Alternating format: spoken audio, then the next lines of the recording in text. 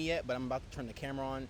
If you don't want to just sit here and wait until I do that, go ahead and fast forward the video. I'm going to give you guys a lot of information today. I'm not going to do no bullshit. You guys are actually going to watch this and walk away with some sort of some sort of knowledge that actually is going to help you.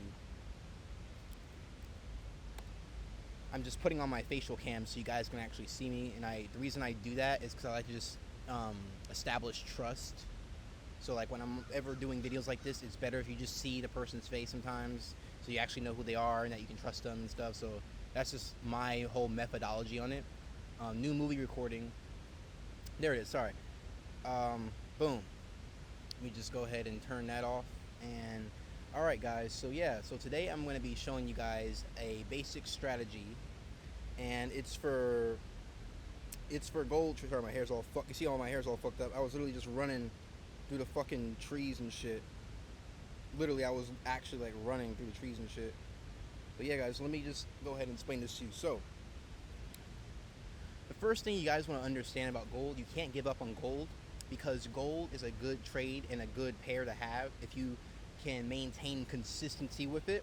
And so what I mean by that is most of you guys trade NAS and other things in futures, but if you focus on one futures pair, you're going to learn it and actually be profitable with it. So your ability to be a profitable trader is determined on two things, or three things.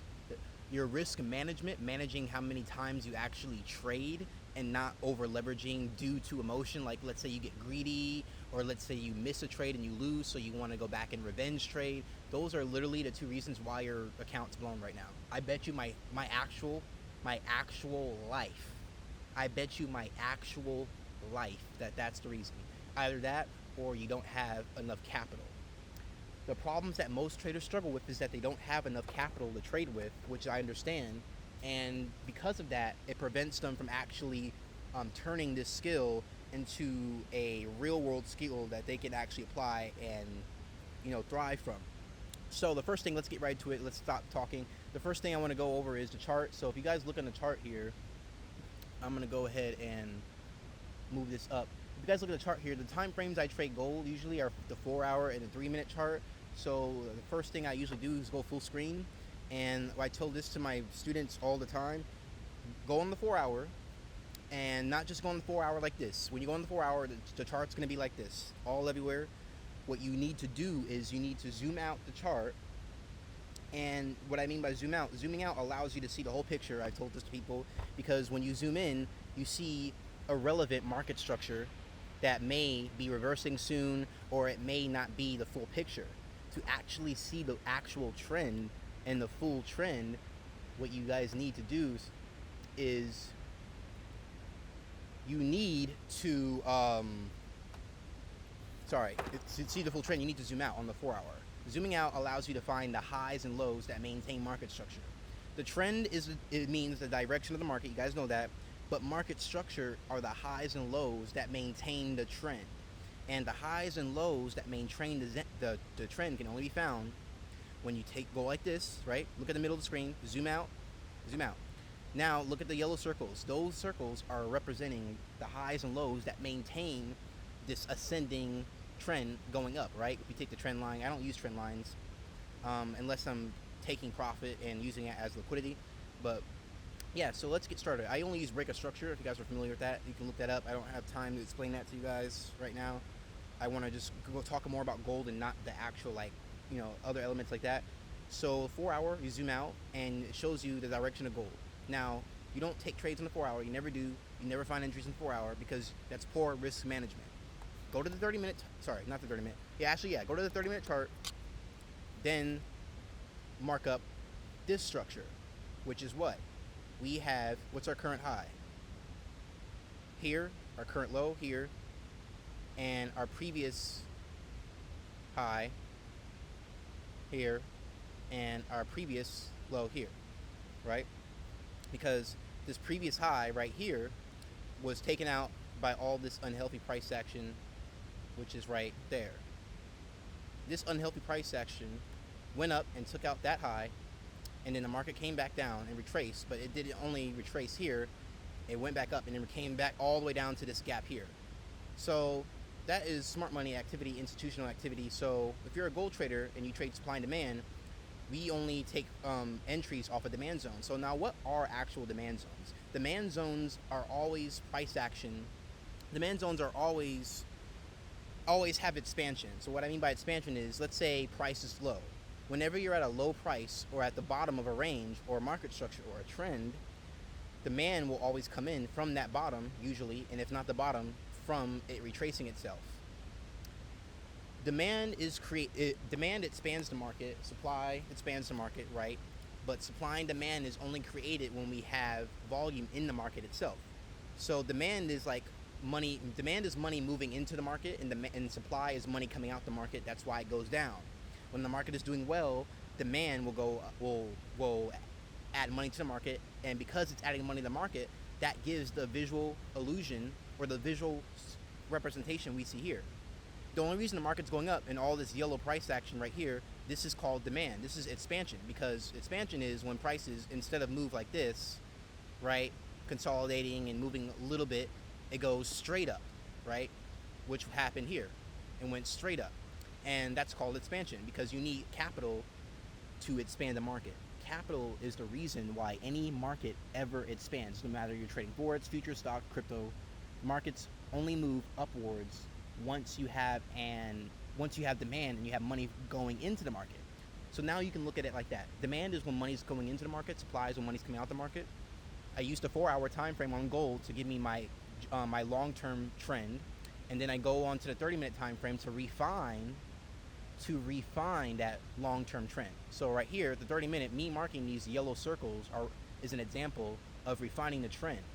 Because what I'm doing is I'm identifying the trend and market structure on a lower time frame, and you do that and you keep sizing down. So now we're going to go to the 3-minute.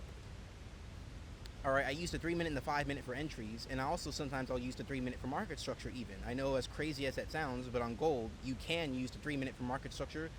But for the 4-hour is I don't use the 1 hour. The 4-hour is is your long-term trend, and the 3-minute is when you do your second short-term trend.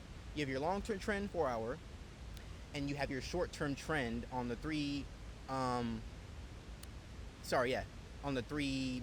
So 4-hour, the 4-hour time frame is equivalent to being the long-term.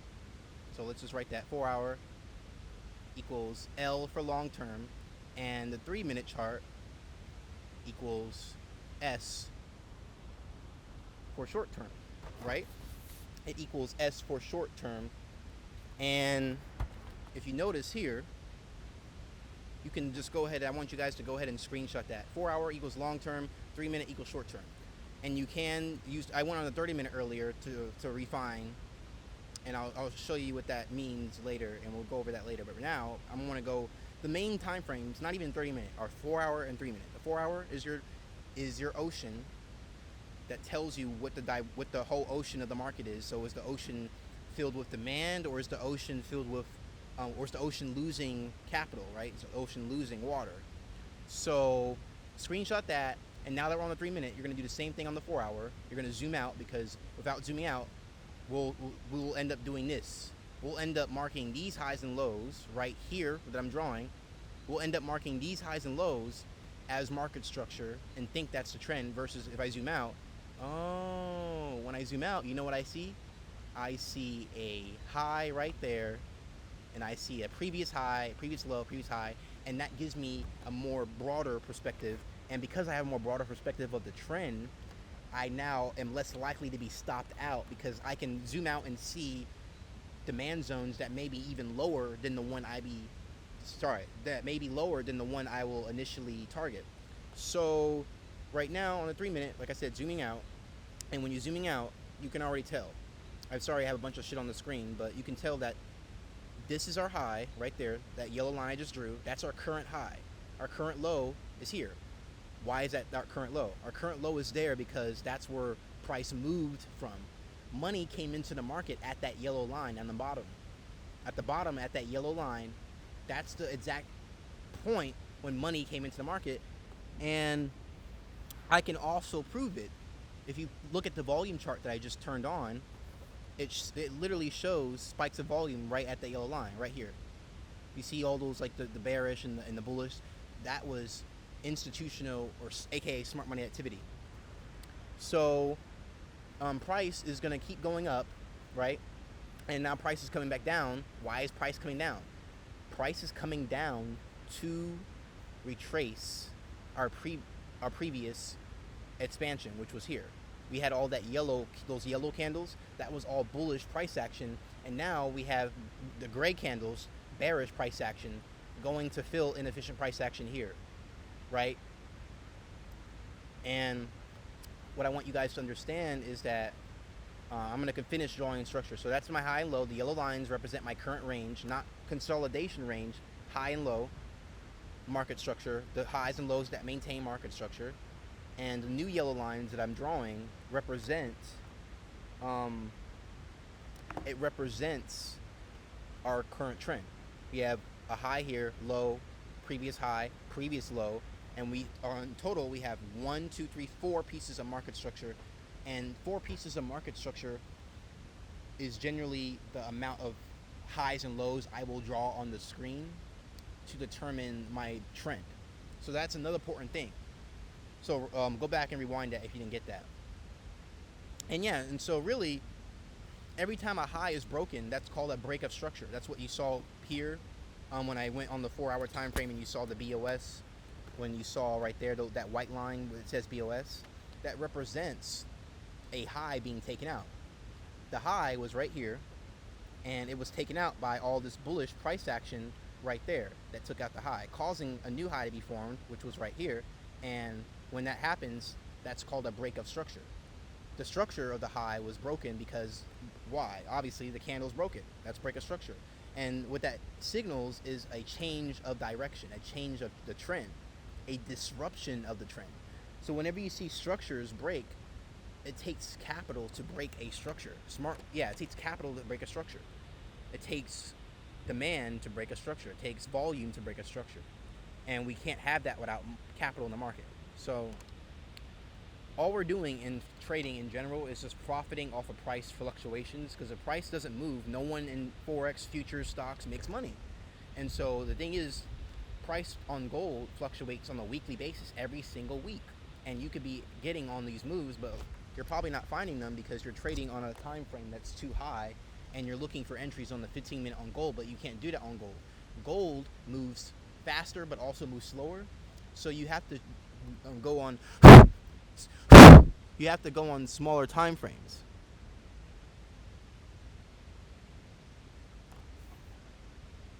You have to go on smaller time frames, and you have to make sure you are actually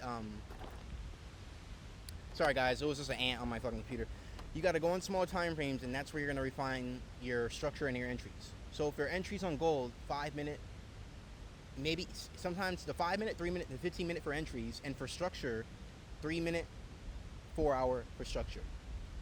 I just gave you guys a strategy. If you still watch this and can't understand after watching this, message me personally, and I will solve all issues you have. 4-hour time frame for market structure long term, 3-minute time frame for your market structure, and now for entries, 5-minute, 15-minute, 3-minute. Boom. That's all you guys need to know. And how you find your trend. Here's how you do your trend. Again, so you know. Just go on TradingView, click on gold, zoom out on gold like this. You see how I'm zoomed out? And then once you zoom out on the 4-hour, I want you guys to actually mark up the highs and lows that you see, such as those yellow circles right here. This is the current high.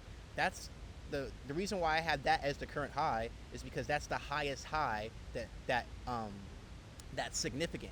If we see gold break that high, then okay, we'll have significant price action, right? And we'll know it's going to break that high because if it breaks this structure right here, right here, if it breaks this high, what's that going to tell me? If it breaks that high, and let's say I'm on the 30-minute or like the 15-minute, the 5-minute, 3-minute, I can go on the 4-hour, and I can go on the 4-hour, and it's going to show me, oh, I'm on the 4-hour now. I can go on the 4-hour and zoom out and say, oh, it just broke this high, so it's probably going to break this high too right here and cause a new trend. And so yeah, guys, that's really the secret to trading gold. It's not that hard. But yeah.